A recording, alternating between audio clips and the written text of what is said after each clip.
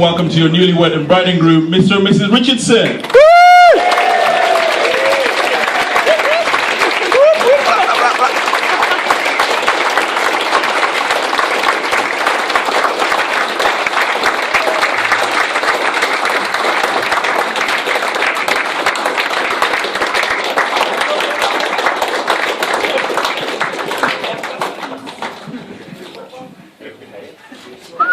Thank you, ladies and gentlemen. We now take your seats.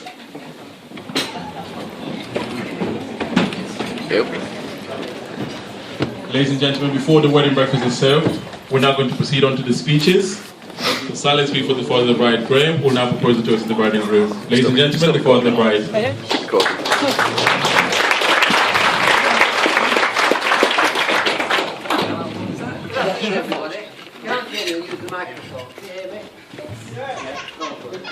Good afternoon, everybody. I'm so pleased that so many of you get here despite this falling weather.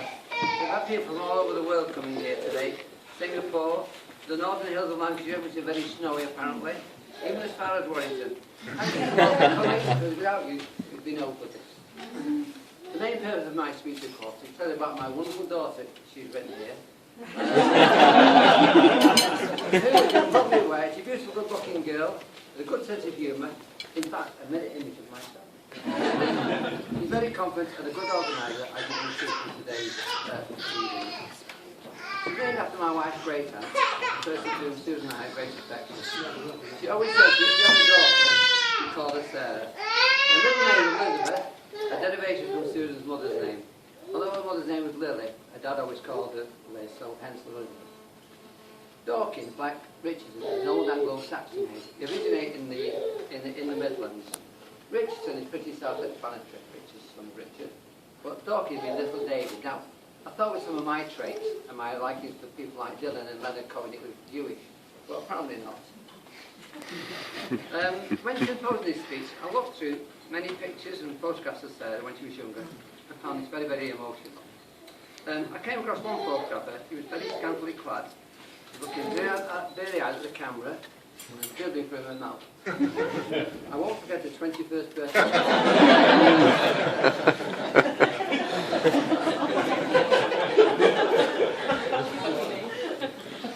We've been married for a long time before Sarah came along.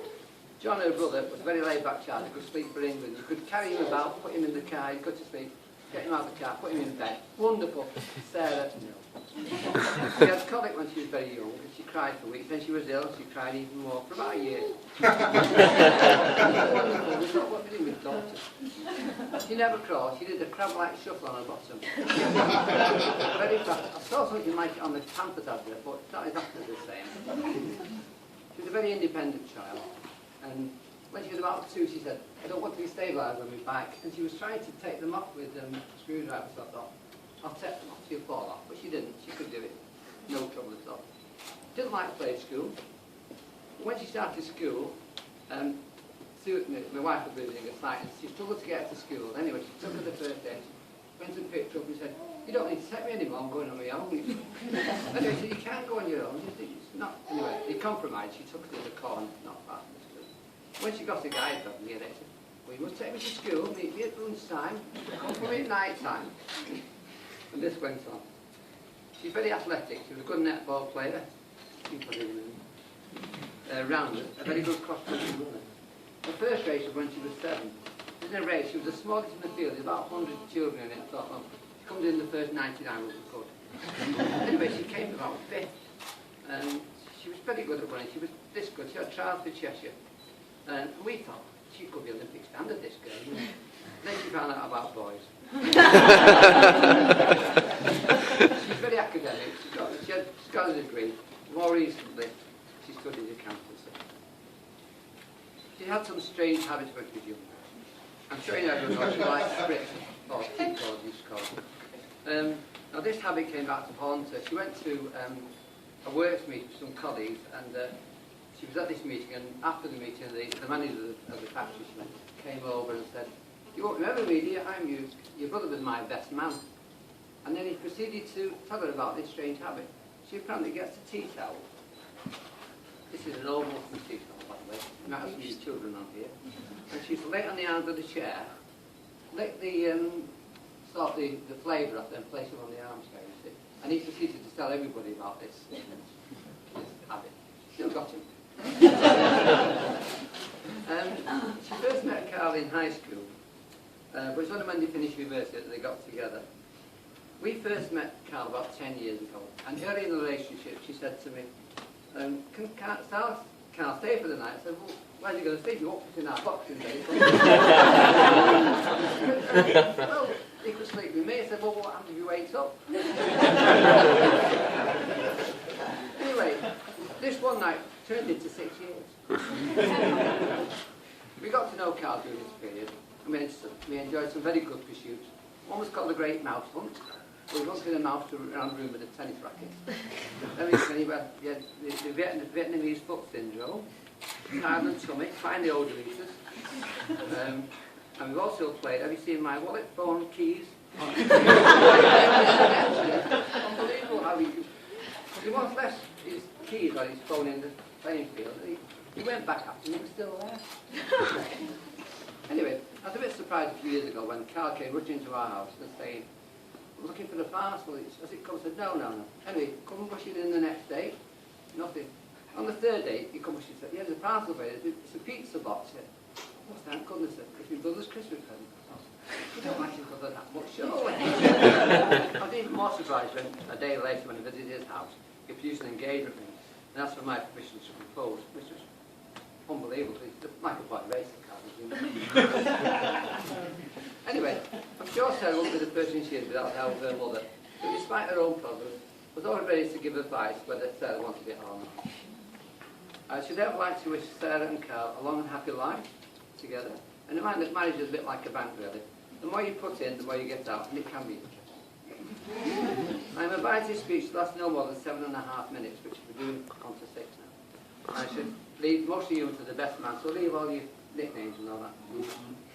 I should therefore conclude and ask you all to stand and drink raging glasses to the bride.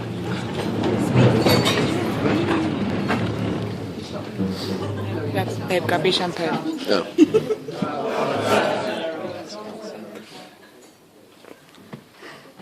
Now for the second part.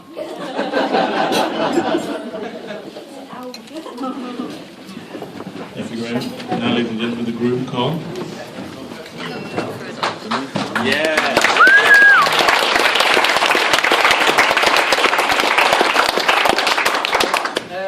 On behalf of myself and Sarah, I'd like to warmly welcome everyone who's managed to attend today. I know some people come from far afield. James already said where people come from. He spoke about part of his speech. Our honour to have you today, so I'm really proud of you all to turn up. It's been a great pleasure. My job's quite easy, I've just got to thank people, so I've not really got any jokes, that's the Chris try and do. So I'm just going to keep it plain and simple. First of all, starting with Groom for thanking him to welcome him to his family. It's been a great pleasure to also join the Dawkins family. Open arms for his brother, John, who always picks him apart with his rope sensitivity.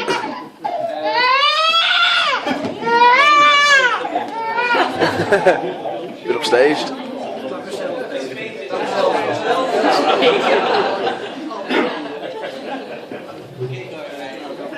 So, obviously, on behalf of myself and Sarah, I'd like to thank Graham obviously first for obviously opening his arms and letting me into his family. It's been a great pleasure. And do we have something for Graham? What have I got to get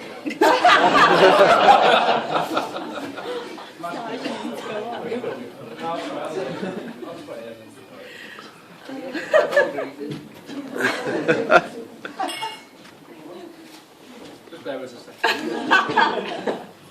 That one's stood up. So thank you very much, Graham. And, oh yeah,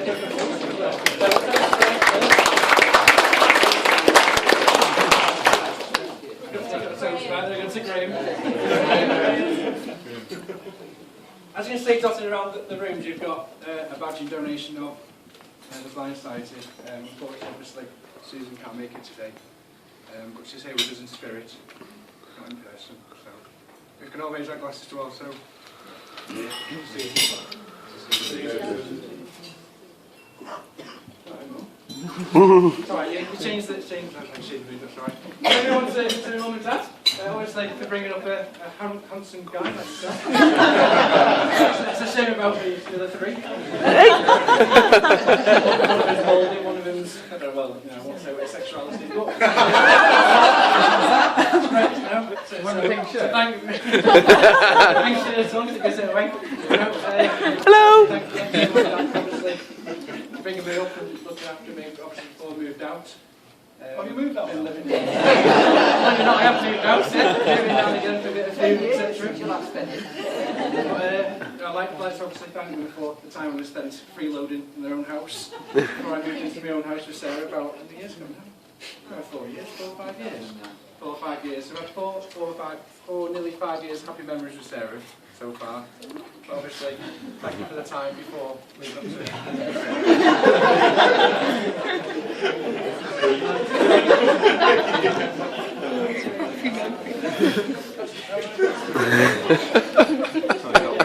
It's not even meant to be funny, this. Mum and Dad? There we go. Looking at you. Yeah, toast again, some of my dad.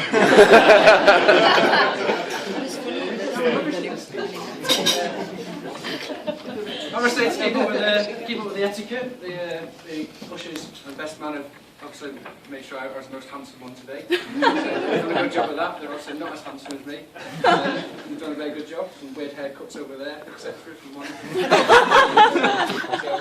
Cuts up to me ushers and to the best man. I'll come on to it a bit more later on. But I appreciate all the help you've actually given us on the day.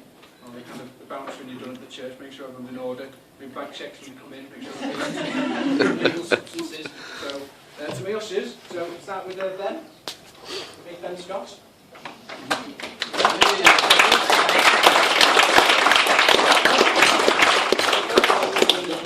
That's be for later, so that's alright. Anything else? No, it's Chris going in there. Tell her who did these. Lee, so to Lee, Ben Lee.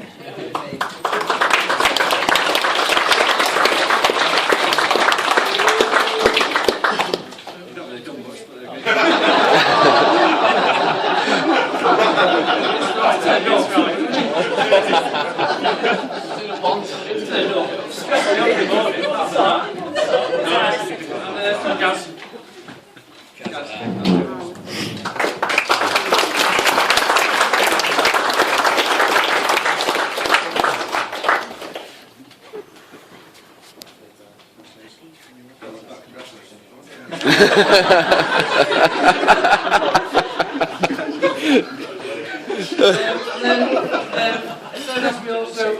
For Lisa, she's been working for a couple of years now,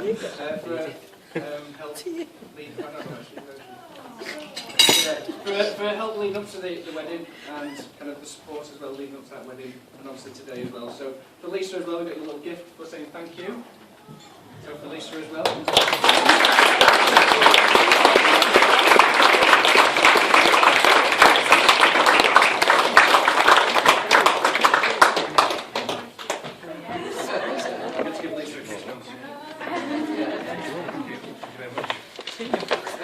Then I move on to Sarah. So I say we've had 4 happy kind of years.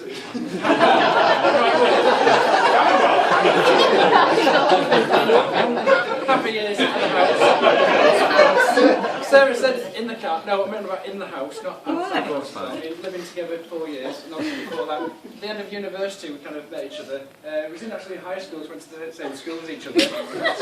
And it was during high school that I actually asked Sarah out to go on a date, you know, New Zealand and stuff. I think I got my mates to do it, no Scotland. Anyway, she turned around and said, no chance. That was my first attempt at trying to woo Sarah, if you like, in high school. And then, when it comes towards the end of university, I got a text message from Joe, so Joe and Sarah had been chatting at the time, and I got a text saying, do you want to go out for cinema or something? I thought, this is awesome, this is the girl I've been wanting to get in my life. She's texting me now. This is good. But it's ever since I went to Tony Guy, got my haircut different. That's that's when it all started trying to turn around, so I had to keep me in. Also, we didn't know, so give it 3 years probably. But well, no, it's been about, you say Graham, 6 years, I think it's been 7 years, nearly 7 years now. And it's been 7 really happy memories living and being with Sarah. She's absolutely stunning today. I'm sure you all agree. Absolutely. Well, it's it's not living together. It's not being able to live. I can't live without Sarah, and that's why I need to get married to her. The good times and the bad times. Obviously, I've been through some good times, been through some bad times, and not just we're not just husband and wife. We're very good friends. And I consider Sarah to be a very good friend as well. So, obviously, give it the 3 years, I might change it. Karl will stand for my beautiful wife.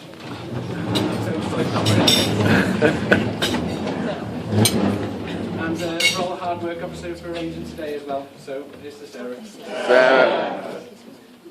And then, obviously, other than my beautiful wife, I've got 3 other beautiful ladies today. Unfortunately, 2 of them are already taken.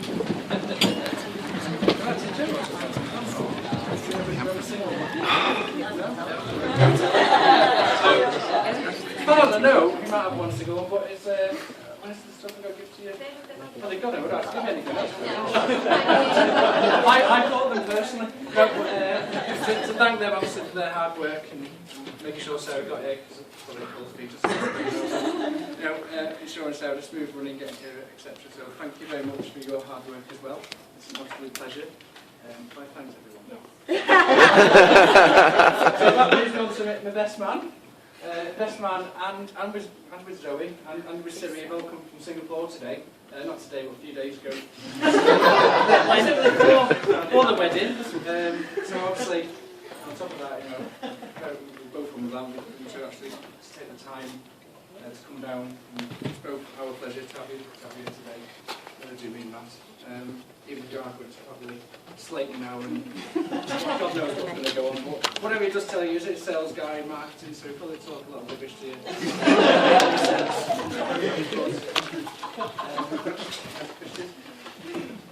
And then you've got to stop my humour because you've got to try and be funny now. So I'll just leave it to you if you want. No.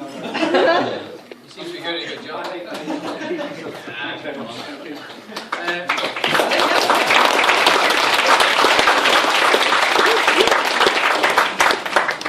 That was down in the gases speech. So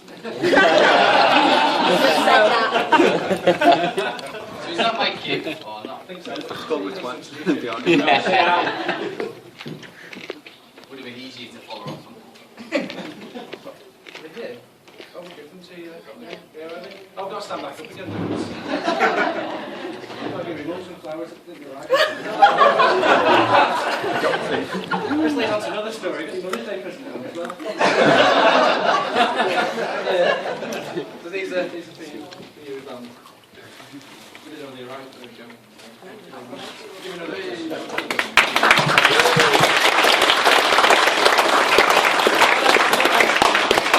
Thank you, Karl. Now, ladies and gentlemen, the best man, Chris.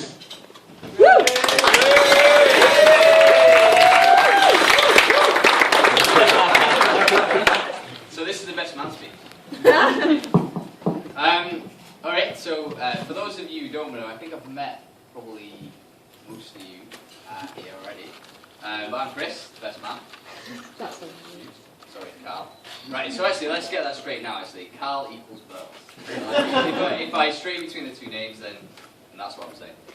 Right, so first of all, right, let's do a toast to the beautiful bride and the bridesmaids, because they have endured the weather today and look beautiful all day and stuff for the photos and everything else.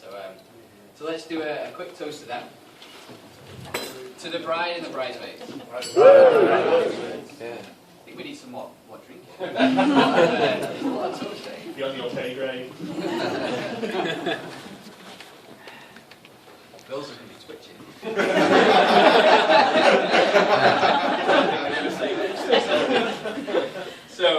Okay. So first of all, let's. So I'm going to start with the night that Karl asked me to be best man. The night. I mean, you know, me and Karl have been going out on nights out for years. You know, like, and I was always filming you right now. Like, extra pressure. Hello. Do you want me to stop? So me and Karl have been going out on nights out for years now. You know, so I kind of know what he's like. You know, he turns up at my house. You know, usually empty-handed. And basically the first thing he says, "Where's my drink?" So I'm like, "Where's your drinks?" So we go to the fridge and we get the drinks out as usual. I've kind of over the years I've kind of prepped this, so I I always make sure I drink in and all that sort of stuff right. And it was just like a standard night. We were just like having drinks and playing FIFA, cranking some tunes, all that sort of stuff, right? And I was like, yeah, this is just normal. Like we're heading out to Stockton-Heath. So we wander up to Stockton-Heath. We have a beer on the way. You know this, right? And we play bottle darts in the bottle bank. It's just the standard night out, right? And I always get it in Bill's missus every time. So, but anyway, so as soon as we get into the first bar, I'm like, well, this night's different. There's something going on here, right? Because he didn't shoot off to the toilets. And I'm like, whoa. He's at the bar, like, first, right? And he's, and he asked me, what drink do you want? And so I'm thinking, right, there's something going on here, like, I don't know, he's moving away or something, I don't know, it's something going on, right? So, we stood there having a few drinks, and, like, just kind of chilling out, having a few drinks, kind of checking out the eye candy and stuff to eat. Basically, saying, it's got to that stage now where it's like, all those ladies have lost out, they've basically missed out the two best looking guys in Warrington. So it's like, we stand there, kind of looking good. Karl in his top looks like 3 sizes too small. You know the story, right? It's the same, you all know this baby gap and all that sort of stuff. So, and then all of a sudden, right, so we're drinking, just chilling out, check her out, whatever, right? And all of a sudden, he pops a question, and I'm like, steal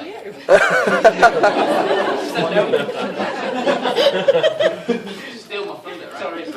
I'm like, whoa, Bill, come on, Karl, get up off one knee, you've already done this. Right, you're embarrassing me now, like, you're in 101 and you're on one knee, like, asking me to be best man, right? So instantly I was like, wow, like, I mean, there's a lot, as you can see from here today, right, there's a lot of, Karl's got a lot of friends, a lot of close friends that he's known for years, and I was really touched that he'd asked me, and I was like, wow, that's amazing, you start saying all these words like, wow, amazing, like, okay, I'm going to do a speech, loads of stories, that's cool, got all that sort. But then I was like, I wonder if this is a devious ploy for me to get the drinks in on. And it crossed my mind, I'll be honest. But no, in all seriousness, it was a massive honour, and thank you, Karl, for asking me. It's a massive honour, and we've had a great day here so far. So so Karl's been there just now. He knows it's worse to come. So far, so good. So anyway, right. So how I know the bride and groom. So we've already heard a little bit of this, but so I've also known them for about 20 years now, which is kind of scary. Like looking out there and thinking like, wow, I used to go to school with everyone here like 20 years ago. So a lot of the people here were all in the same form, and we went through school together and all that sort of stuff.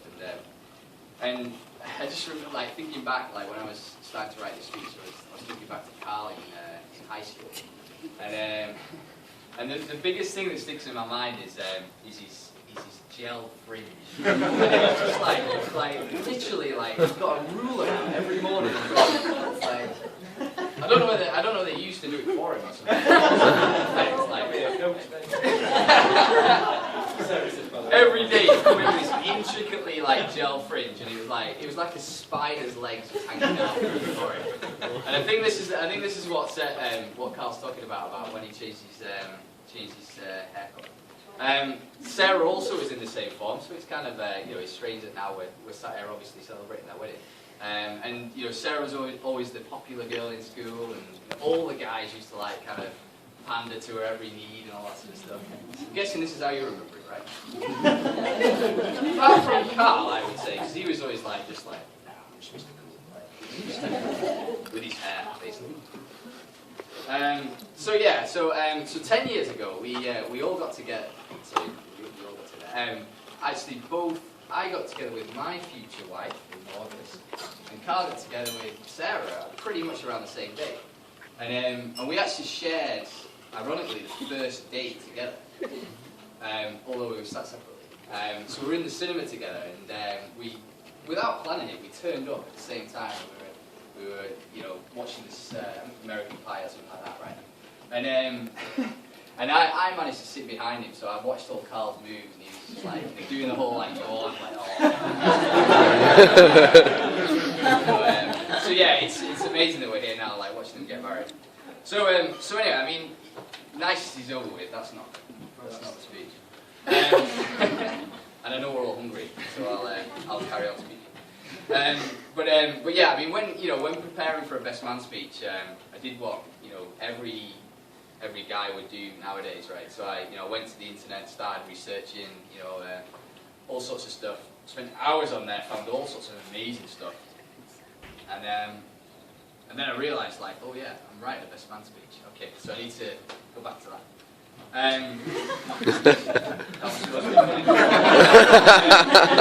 So I started listing out the embarrassing moments, and spent ages doing it, like massive list of embarrassing moments. And then I started going through it and going, which stories can I actually tell? No, I can't tell that. No. So what I ended up doing is I focus on some traits of Karl, right? That I think that everyone will resonate with, that knows Karl pretty well, and Sarah as well. You don't get off too badly. So first one is, right, if Karl was an action hero, which one would he be? And this one came to me, right, I was watching the latest Bond film, and I was thinking, I was kind of trying to scramble together my notes and all that sort of stuff, right, and I was like, which action hero would Karl be, right? So you got like Bond, like 007, and he's saying shaken, not stirred, right? Yeah, we all know that one. You got like John McClane from Die Hard, right? And he's like yippee-ki-yay, and he like gets involved and just goes crazy. And you've got Arnie. You don't know where this is going, do you? No. You got Arnie. You got I'll be back, right? And so Karl has this saying, right? And I'm sure you all know what it is, right? But it's the most frustrating saying ever, right? As a mate of his, right? When he says this, it's like there's no comeback, and it's just like, it's just, and you know what? Right now, it's like great to get my own back on you. Right? All the years you've made me suffer with this saying you've got, right? So, right, following the Bond theme, Karl's saying is, nope, not new. Don't stubborn. Okay, so let's move on to Karl the athlete. So we all know Karl. He's just one of those guys. He's like the, he's like naturally gifted sportsman. Not like the quarterback. If you're American here, like you'd be like the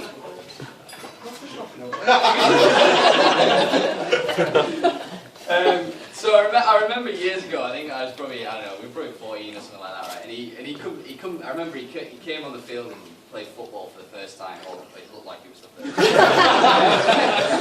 And I remember he came on and I was just like we were all like doing all these crazy tricks and all that sort of stuff, We all thought we were like the Brazil team or something, And Karl came on, I'm sure he fell over after about 5 minutes, and we were just like, hey, get in goal, like. So we put him in goal, and actually he ended up being a really good keeper. And I think, I hear that he gets his agility from all the wrestling he used to do when he was younger. And he's got, I think, got lycra as well.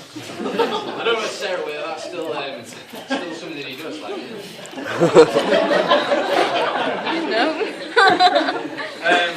So after football, anyway, later on, we started playing tennis together. Me and Karl up at Birchwood, and That didn't last too long. How many brackets did you break? just like we'd be playing, like I beat him again naturally, obviously, and he'd just throw the tennis racket across the room, pretty much like he does with a PS3 controller.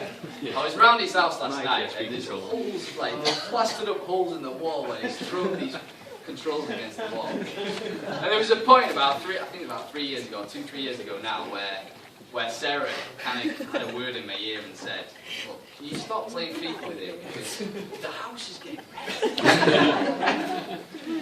So and then we moved on to the gym, right? So we did all that. We started going to the gym all the time, and we trained together for years and all that sort of stuff. And Karl kind of wanted to go the extra mile, right? So a lot, as you notice, like a lot of people obsessed with the gym, they like to look tan. It's got this thing, you look more tan, more defined, and all that sort of stuff. So Karl decided to get a spray tan with gas. Yeah. Another gas. Really? No. It's a little bit gay. What are you doing? It was just hilarious. So let's move on from that. I won't go into the gas.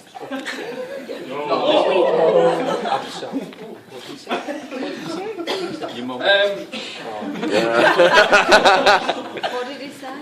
So anyway, right, now we've got Karl the adventurer. Good job. You're not going to So me and Karl have travelled a lot together, right? So we both look like travelling and all that sort of stuff, and is that the end of the speech?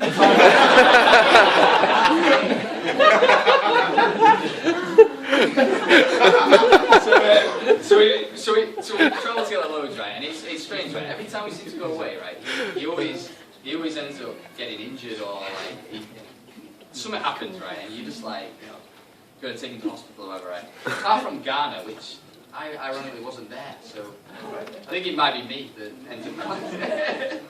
But we're in Vietnam, right? We're traveling through Vietnam, and Karl's kind of got this like fear of like snakes and creepy crawlies and all that sort of stuff, right? And we're you're in a humid country, right? So you got like you're walking around all day. Karl decides to wear trainers all the time. And we're going like, come on, put your flip flops on, and he's just like, no, snakes and all that and all the creepy crawlies and stuff are gonna bite me. So anyway, like what happens, right, is he ends up getting bitten by a mosquito or whatever. And he keeps wearing these trainers, and every night we're sharing a room together, and we're just like, wow, like the smell of these trainers is just like immense. Like seriously, man, you want to move the flip flops? Like, trying to hiding his trainers and everything. He's just having it, right? And so what? Kind of cut a long story short on that one, right? What happens basically is his foot gets infected, and he pretty much falls off. But the funny thing was, not the funny thing was, we take him to this doctor in Hanoi, right? In Vietnam, right? And it's just like he walks in there and he's like ill, he's like his foot's really infected and all that sort of stuff. And this South African doctor like walks out. He's got like this tooth hanging around, like crocodile tooth hanging around his neck. Pretty much pulls out a hunting knife and starts digging around in his toe, like trying to sort this out. But the most shocked Karl looks was when the bill came. And I think he used to then nope, that didn't. And there was a few times where he doesn't give much warning. He must have a fast system there. He's like literally stop, and he's jumping out the rickshaw as he's still driving. And there was this one time where he just couldn't stop what's the natural movement of nature on the side of the road. I might add. And there was a family walking past. So that's a friendly guy, right? So he just waves, just like waving at his family, going like hi, while he glad we've not eaten actually. And to be honest, I was surprised at this, right? Last night, when he told me, he said, "Oh, we've got before the wedding, we've got a meal out with all the guys." He's going for a curry. I found him this morning down Padgate Lane in the city. So anyway, so moving on to the final, most famous trait of Karl. So it's Karl the banker. That's it, banker. Banker, yeah. So this starts at an early age, right? He started this at an early age, right? And we all know this story where he used to, we probably don't, so I'll tell it. So when everyone else in school was basically taking their pocket money and their dinner money and stuff and spending it on like wham bars and turkey burgers and whatever else, right? Karl was saving it for gas bills. This is like, you must remember this, right? Did he used to contribute? This was at like, age 11 or 12 or whatever, right? So he's saving up for his gas bills for when he's older. So you can see where, this started at an early age, he's and when he got to about 17, 18, right, I think this savings paid off. And it didn't go on gas bills, right? He got this addiction about hair gel. He'd go shopping with him in town, and every time he'd buy about 3 or 4 hair gels, and you're just like, where does this guy put it? I'm sure you must have had like a shed out the back or something. This hair gel, And so Karl has this thing about like hair, and when we were in Ibiza once, like, so we used to go on holiday a lot together and stuff, and we were in Ibiza a lot, and he spent like over 3 hours basically doing his hair this one night, and I was sharing a room with him, so I kept coming back and going like, can I get in the bathroom yet? And he's like, no.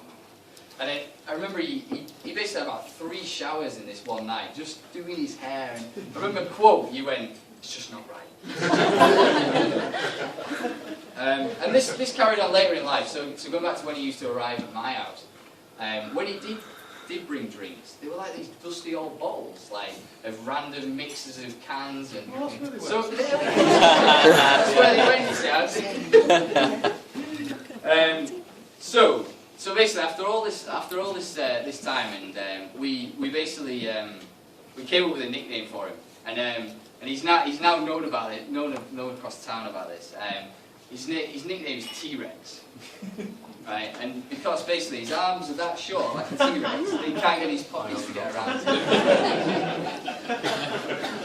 So on that note, as the drinks are on Karl tonight, let's raise a toast to the happy couple, obviously, and wish them all the best for their life together.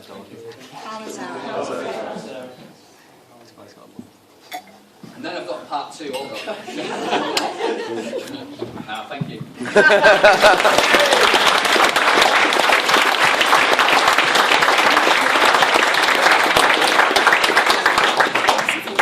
Ladies and gentlemen, we've now come to the conclusion of the speeches, and now the wedding breakfast will be served.